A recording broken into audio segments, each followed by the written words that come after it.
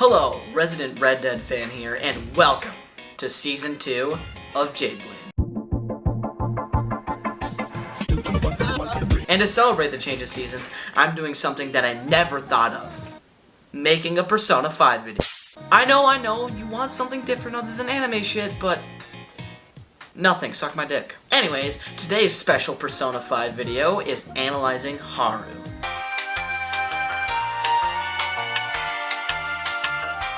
Haru is the final party member to join the Phantom Thieves besides Spoiler and Edgelord. Haru's personality is interesting. In the real world, she's a nice, calm, and extremely polite woman who loves gardening. She almost never raises her voice or swears.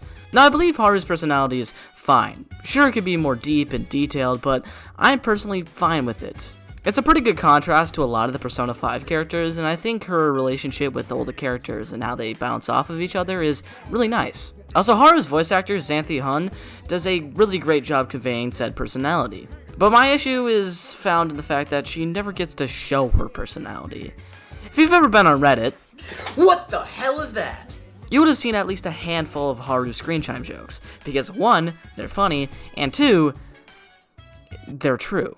Haru never really gets anything to do in the main story. Joker's the leader and calls the shots, Makoto's the smarts and sort of a co-leader of the Phantom Thieves, Futaba's the navigator, and Haru is just some extra firepower, I guess. Now that's fine, as Yusuke, An, and Ryuji also don't have a special role, but they get introduced at the beginning of the game, so they end up doing more because of that. Also, unlike Naoto from Persona 4, she doesn't really appear before she joins the Phantom Thieves. Now sure, you can talk to her in Hawaii, but that's really it. You don't get enough knowledge about her until she becomes a main character, and I don't really think that works. However, Haru does have a confidant, and it's actually quite good. This confidant is used to flesh out her personality even more, showing her likes and dislikes. But it also furthers her character development with Okumura Foods and stuff. She wants to bring Okumura Foods back to where it was when her grandfather was running it, making it a cafe chain. But pressure from Takarura, the stand-in president, to keep expanding the company and listen to the executives of the business world is sort of making this really hard on her. Haru is conflicted on this because, on one hand, she wants Okumura Foods to stay successful, but on the other hand, she really wants to return to the company roots with a more honest public image. She's also pressured by her fiancé to get married because, while Okumura has died, the contract between Haru and her fiancé has not. But during the climax, Takarura reveals that he joined the company because of his love for coffee beans and agrees with Haru's vision, and also reveals that he only recommended her to listen to the executives because he thought it would help keep the company alive. He also states that the contract between Haru and her fiancé is fake. Kobe! Fuck that contract.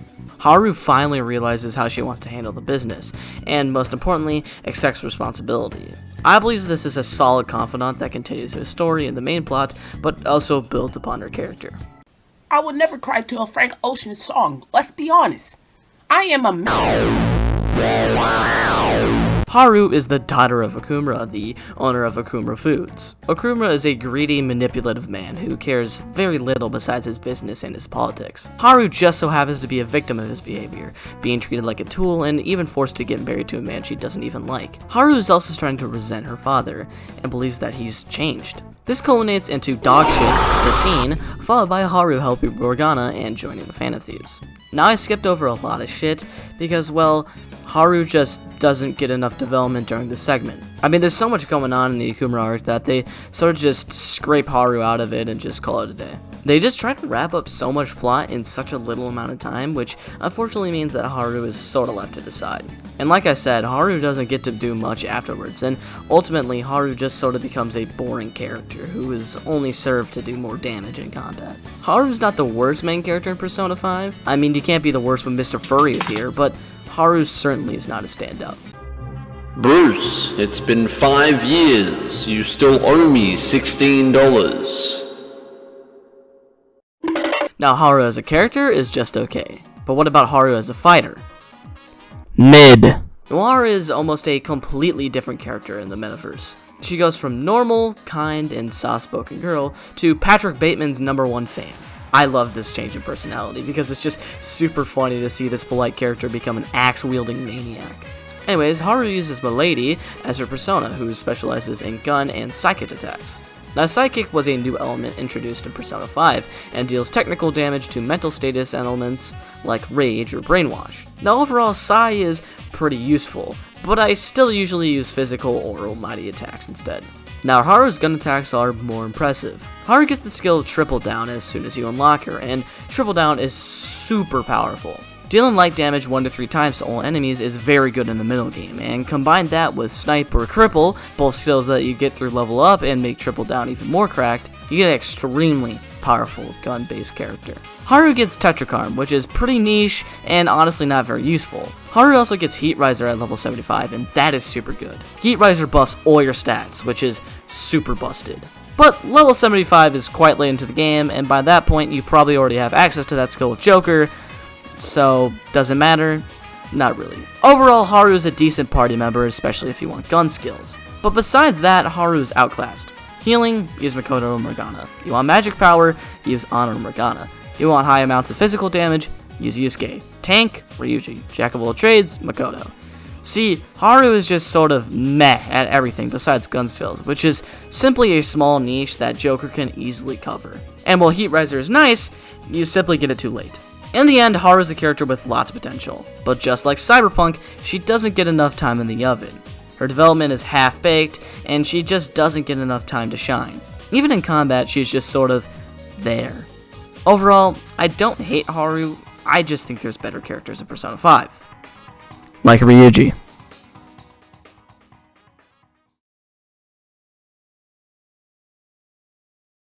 I would never cry to a Frank Ocean song, let's be honest. I am a man. Would you 18 naked cowboys in the showers at Ram Ranch, big haired throbbing cocks wanting to be sucked, 18 naked cowboys wanting to be fucked, cowboys in the